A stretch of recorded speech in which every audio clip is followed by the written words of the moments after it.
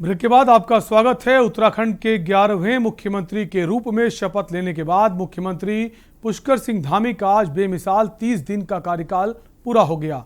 अपने शपथ ग्रहण के बाद से ही पुष्कर धामी एक्शन मोड में नजर आए हैं। अपने फैसलों से न सिर्फ उत्तराखंड की जनता के दिल में उतरे बल्कि अपनी एक अलग छवि भी बनाई। सबसे पहले नौकरशाही में फेरबदल के साथ कोरोना से पर्यटन कारोबारियों को हुए नुकसान की भरपाई के लिए 200 करोड़ की घोषणा समेत कई ऐतिहासिक फैसले लिए। मुख्यमंत्री के इस ताबड़तोड़ फैसले के बाद जनता भी धामी सरकार की जमकर सराहना कर रही है।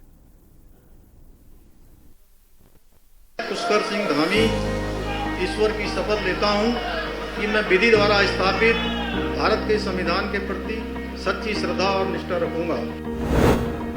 4 जुलाई को उत्तराखंड के 11वें मुख्यमंत्री के रूप में शपथ लेने के बाद मुख्यमंत्री पुष्कर सिंह धामी का आज बेमिसाल 30 दिन का कार्यकाल पूरा हो गया है। अपने शपथ ग्रहण के बाद सबसे पहले नौकरशाही में फेरबदल कर कड़ा संदेश अफसरशाही को दिया। इसके साथ ही कोरोना काल में बेसहारा बच्चों को सहारा देने के लिए मुख्यमंत्री वात्सल्य योजना शुरू कर अनाथ बच्चों को सहारा दिया है। इस योजना का विधिवत शुभारंभ भी मुख्यमंत्री ने कर दिया है। मुख्यमंत्री आवास स्थित जनता दर्शन हॉल में आयोजित कार्यक्रम में मुख्यमंत्री ने डीबीटी द्वारा योजना में चिन्हित बच्चों के बैंक खाते में 3-3 हजार रुपए की सहायता राशि ट्रांसफर की। कार्यक्रम में कैबिनेट मंत्री गणेश जोशी, रेखा आर्या, विधायक समेत अन्य अतिथिगण उपस्थित रहे। मैंने पहले ही कहा था कि हमारी सरकार जो है चीज़ों को टाइम बाउंड करेगी और क्योंकि बरसात का समय है और 15 अगस्त तक सारे शासनादेश निकाल दिए जाएंगे तो जल्दी से चीज़ें धरातल पर आएंगी। हम चाहते हैं कि जो चीज़ें रुकी हुई हैं, जो चीज़ें शुरू हुई हैं वो समाप्त हों और जो अगले 2-3 महीनों में जो काम हो सकते हैं उन कामों को धरातल पर उतारा जाए, इसलिए शासनादेश। आज हम लोग मुख्यमंत्री वात्सल्य योजना का हम लोग प्रारंभ करने जा रहे हैं और इस वात्सल्य योजना का एक ही मत है, एक ही ध्येय है कि किस प्रकार से हम जो कोविड में अनाथ हुए बच्चे हैं उनसे हम कनेक्ट हो सके, उनका हम सहारा बन सके। सरकार ने बड़ा ही मार्मिक और संवेदनशील चेहरा आज यहाँ प्रस्तुत किया है और सरकार सीधे सीधे उनके माँ बाप की भूमिका में उतरते हुए उनको सहारा देने का काम करी है। सरकार इस वात्सल्य योजना के माध्यम से 3,000 रुपये की आर्थिक सहायता प्रति बच्चा देने का काम कर रही है। इसके अलावा सरकार इनको मुफ्त शिक्षा दे रही है, मुफ्त खाद्यान्न दे रही है। इसके साथ साथ मैं कहूँगी कि 5% का आरक्षण देने वाला भी उत्तराखंड पहला ऐसा राज्य बना है। इसके साथ साथ में उनकी संपत्ति 0 माह से लेकर आपके 21 वर्ष तक उसको संरक्षण करने का काम जिलाधिकारी की जिम्मेदारी में रखा गया है। तो निश्चित रूप से ये योजना अपने आप में बहुत वृहद है और वात्सल्य से जुड़ने वाले सभी बच्चों को हर प्रकार से सरकार ने अभिभावक की भूमिका निभाते हुए अपनी जिम्मेदारी का निर्वहन किया है।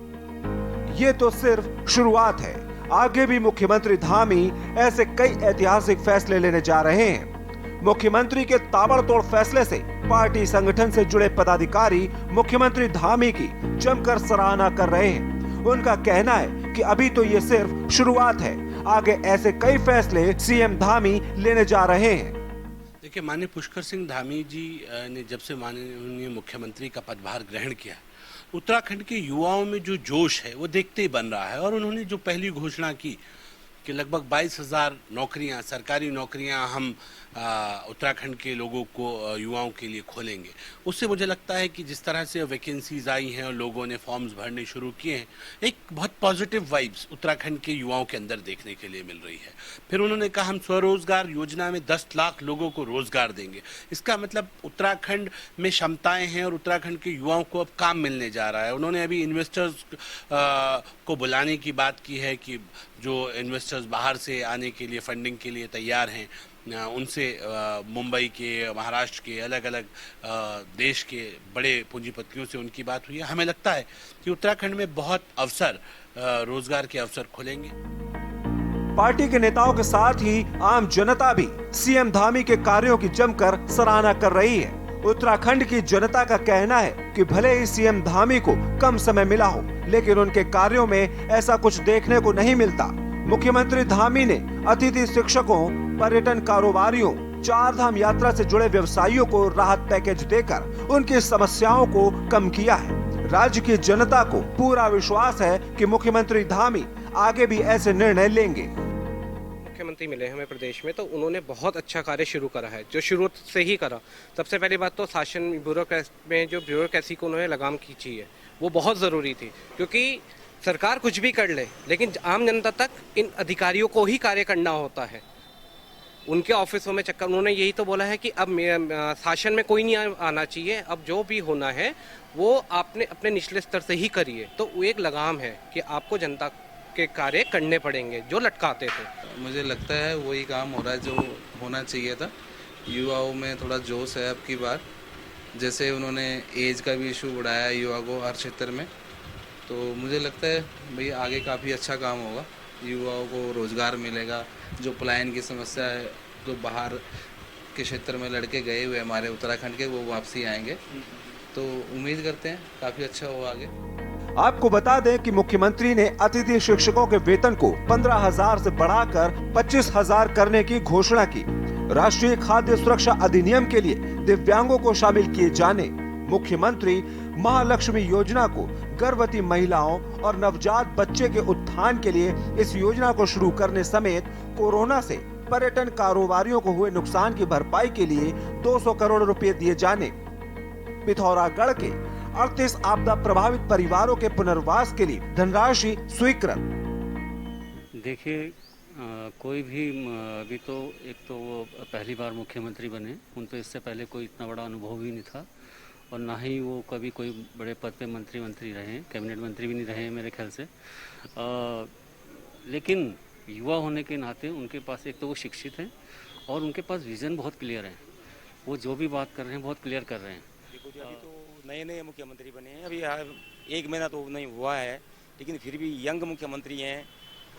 तो हमारी जो युवा जनरेशन है उनको युवा मुख्यमंत्री से कई उम्मीदें हैं, और पर्यटक के क्षेत्र में भी देखो या रोजगार के क्षेत्र में देखो तो युवाओं को बड़ी उम्मीद है मुख्यमंत्री जी से, क्योंकि युवा मुख्यमंत्री वो भी हैं, युवाओं को उम्मीद उनसे है।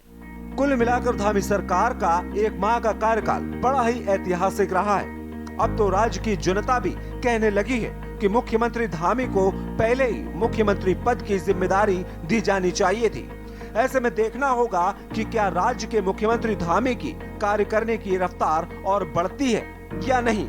मुख्यमंत्री के ऐतिहासिक कार्यों का लाभ पार्टी को 2022 के विधानसभा चुनाव में मिलता है या नहीं। फिलहाल तो सीएम के कार्यों को देखकर यही कहा जा सकता है कि 30 दिन का कार्यकाल तो धामी सरकार का ऐतिहासिक रहा है। उत्तराखंड के न्यूज इंडिया डेस्क रिपोर्ट।